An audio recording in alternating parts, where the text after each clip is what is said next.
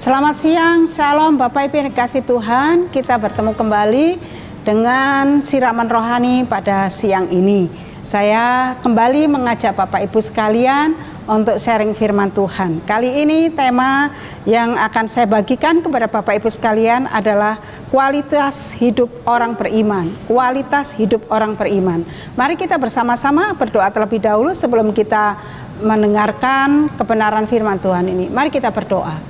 Bapa yang baik, kami mengucap syukur kepadamu karena Tuhan senantiasa menaungi, melindungi, memberikan kekuatan, kesehatan, dan pertolongan kepada kami. Dan kalau hari ini kami boleh ada sebagaimana adanya, semua karena kebaikan Tuhan, karena kemurahan Tuhan. Oleh sebab itu kami bersyukur kepada Engkau. Sebentar kami bersama-sama diberkati dengan kebenaran firman-Mu. Biarlah Tuhan yang menolong setiap kami dan pakai hamba yang lemah untuk dapat menyampaikan kebenaran firman-Mu. Terima kasih Tuhan Yesus yang baik. Kami mengucap syukur kepadamu. Di dalam nama Tuhan kami Yesus Kristus, kami bersyukur dan kami berdoa. Amin. Mari kita bersama-sama membuka Alkitab kita di dalam Daniel pasal 1 ayat 8. Dalam Daniel pasal 1 ayat 8, demikian bunyi firman Tuhan. Daniel berketetapan untuk tidak menajiskan diri dengan santapan raja dan dengan anggur yang biasa diminum raja. Dimintanyalah kepada pemimpin pengawas pegawai istana itu supaya ia tidak usah menajiskan dirinya. Dan Bapak Ibu yang kasih Tuhan, saya juga akan mengajak Bapak Ibu untuk membuka di dalam Daniel pasal 6 ayat 7 sampai 11. Nanti Bapak Ibu bisa baca di rumah masing-masing ya. Saya akan membahas dua pasal ini, pasal 1 dan juga pasal 6.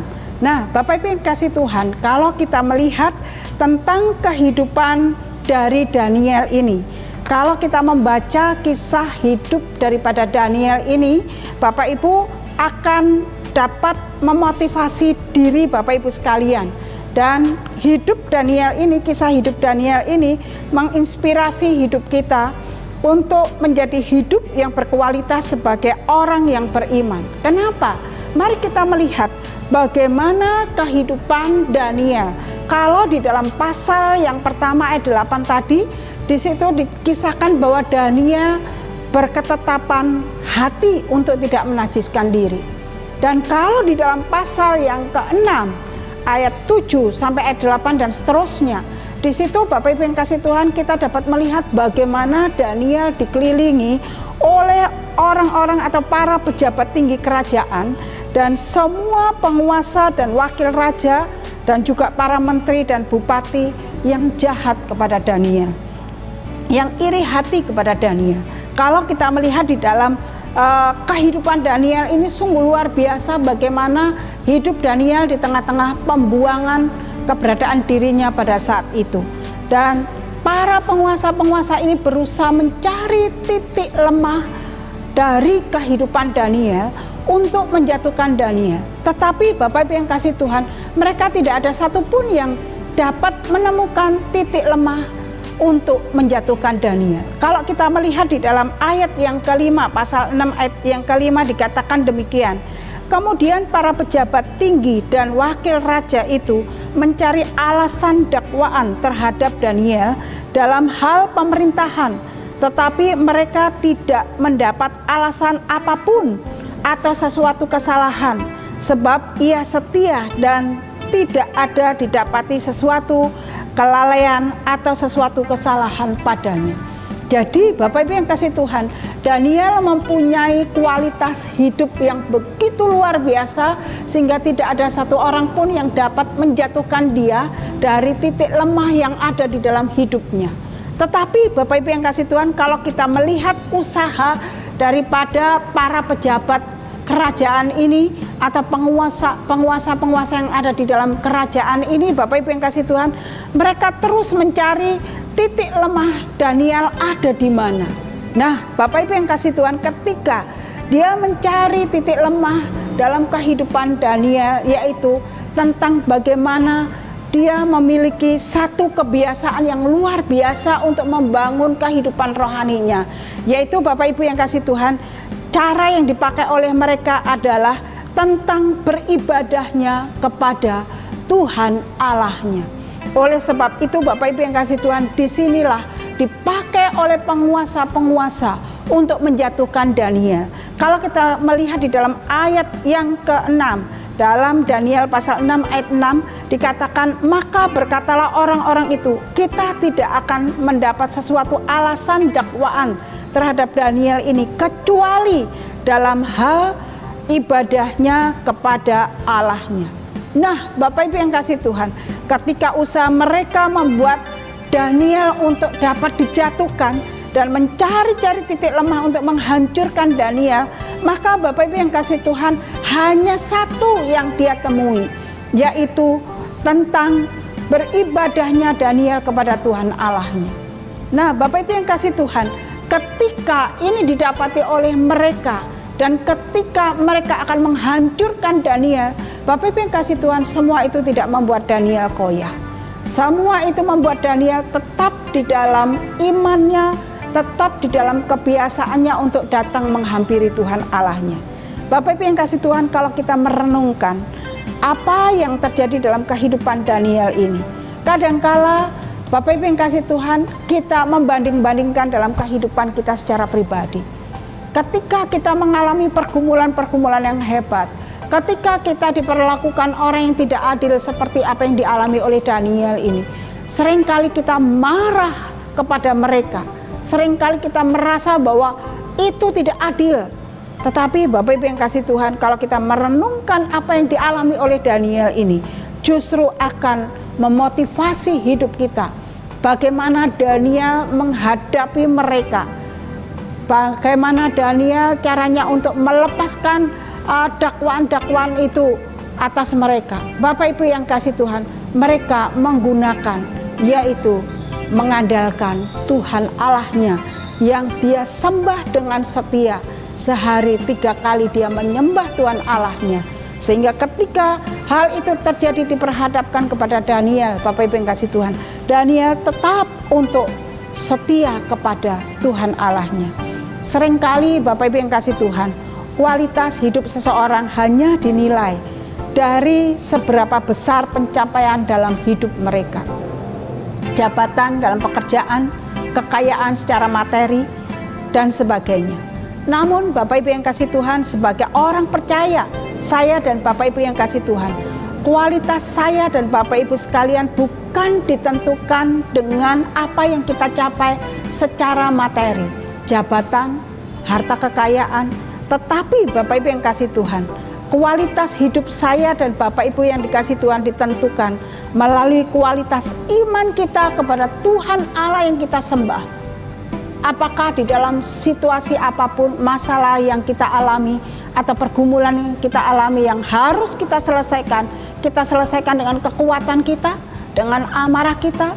Tidak, Bapak Ibu yang kasih Tuhan. Saya dan Bapak Ibu sekalian adalah orang yang beriman kepada Tuhan Allah yang hidup di dalam Yesus Kristus. Dalam berbagai masalah pergumulan, kita dapat selesaikan bersama dengan Tuhan. Seperti apa yang dialami oleh Daniel ini. Bapak Ibu yang kasih Tuhan, harus kita pahami bahwa kualitas iman kita adalah di mana kita mempunyai hubungan yang dekat, mempunyai hubungan yang baik, kualitas yang baik dengan Tuhan Allah yang kita sembah. Dan pada saat Daniel melakukan semuanya itu, maka Daniel menjadi satu sosok atau tokoh yang begitu luar biasa kuat dan tangguh, dan dia dapat menyelesaikan semua dakwaan-dakwaan yang dilakukan oleh pejabat-pejabat para raja yang berkuasa pada saat itu, dan dia mengalami titik kemenangan yang luar biasa. Oleh sebab itu hari ini mari kita melihat bagaimana, atau kita bercermin, atau kita belajar tentang Daniel yang membuktikan kualitas imannya di hadapan Tuhan Allahnya. Ia adalah seorang pemuda yang luar biasa, dan saya dan Bapak Ibu sekalian adalah anak-anak Tuhan yang luar biasa. Bagaimana caranya kita menunjukkan kualitas hidup iman kita di tengah-tengah sekitar kita? Yang pertama, Bapak Ibu yang kasih Tuhan, mari kita mencontoh Daniel. Yang pertama, Daniel berani berketetapan hati untuk tidak menajiskan dirinya. Ketika di tengah-tengah dia diberikan satu fasilitas yang luar biasa, masalah jasmani, yaitu masalah makan dan minum yang sesuai dengan makanan raja pada saat itu. Bapak Ibu yang kasih Tuhan, Daniel berani menegaskan dirinya, berketetapan hatinya, dia tidak mau menajiskan dirinya, dia menyantap makanan yang diberikan sama seperti raja itu. Di dalam ayat 8 pasal 1 dikatakan Daniel berketetapan hati untuk tidak menajiskan dirinya dengan santapan raja dan dengan anggur yang biasa diminum raja. Dia memintanya lah kepada pemimpin pegawai istana itu supaya ia tidak usah menajiskan diri. Bapak Ibu yang kasih Tuhan, seringkali manusia lemah di dalam masalah-masalah makan dan minum dan kedudukan. Ketika orang diperhadapkan sehidangan dengan penguasa, dengan pembesar, kadangkala dia lupa tentang keberadaan dirinya. Tetapi hari ini Daniel mengingatkan saya dan Bapak Ibu sekalian, masalah makan dan minum itu tidak ada artinya kalau kita berani berketetapan hati untuk kita memilih, yaitu ketetapan yang ditentukan oleh Tuhan. Kita berani memegang kebenaran firman Tuhan, maka Bapak Ibu yang kasih Tuhan, kita dapat melihat kualitas iman kita, hidup kita, bahwa nomor satu adalah Tuhan, bukan yaitu hal makan dan minum. Oleh sebab itu hari ini saya dan Bapak Ibu belajar tentang apa yang dilakukan oleh Daniel ini. Dia berani untuk tidak menajiskan dirinya. Itu hal yang pertama. Hal yang kedua, Daniel berani mendisiplin rohaninya. Meskipun dia berada di negeri pembuangan, Daniel tetap mengutamakan Tuhan. Kalau kita melihat keberadaan Daniel, dalam satu hari 3 kali dia menghampiri Tuhan Allahnya. Di tengah-tengah situasi dia berada di lingkungan di mana dia dalam kondisi adalah sebagai orang buangan. Kalau kita melihat di dalam ayat 11 pasal yang ke-6 dikatakan, demi didengar Daniel bahwa surat perintah itu telah dibuat, pergilah ia ke rumahnya. Dalam kamar atasnya ada tingkap-tingkap yang terbuka ke arah Yerusalem. 3 kali sehari ia berlutut berdoa serta memuji Allahnya seperti yang biasa dia lakukan. Jadi Bapak Ibu yang kasih Tuhan, ketika didengar bahwa surat perintah untuk menjatuhkan dia, supaya kalau dia mengadakan ibadah kepada Tuhan Allahnya dan tidak mematuhi peraturan raja, maka dia akan dihukum. Bapak Ibu yang kasih Tuhan, dia tetap mengambil satu ketetapan hati, mendisiplinkan dirinya, dia tetap datang kepada Tuhan Allahnya. Resiko apapun yang akan ditanggung, dia tetap berani untuk mengambil satu keputusan yang bagus, di mana dia datang menghampiri Tuhan Allahnya tetap 3 kali sehari. Nah, Bapak Ibu yang kasih Tuhan, kualitas iman yang luar biasa yang ada dalam diri Daniel ini dapat memotivasi kita, mendorong kita di dalam segala hal. Kita tetap harus mengutamakan Tuhan daripada masalah dan pergumulan kita, karena hanya Tuhan yang mampu dan sanggup menolong saya dan Bapak Ibu sekalian. Itu hal yang kedua. Bagaimana hal yang ketiga? Bapak Ibu yang kasih Tuhan, hal yang ketiga, Daniel berani untuk berkomitmen untuk hidup kudus. Daniel tidak kompromi sedikit pun dengan dosa. Kalau kita melihat di dalam ayat yang ke-6 dikatakan, lalu bergegas-gegaslah orang-orang itu menghadap raja serta berkata kepadanya, ketahuilah ya raja, bahwa menurut undang-undang orang Media dan Persia tidak ada larangan atau penetapan yang dikeluarkan raja yang dapat diubah. Sesudah itu raja memberi perintah, lalu diambillah Daniel dan dilemparkan ke dalam gua singa. Berbicaralah raja kepada Daniel, Allahmu yang kau sembah dengan tekun, dialah kiranya yang akan melepaskan engkau. Bapak Ibu yang kasih Tuhan, Daniel berani mengambil resiko.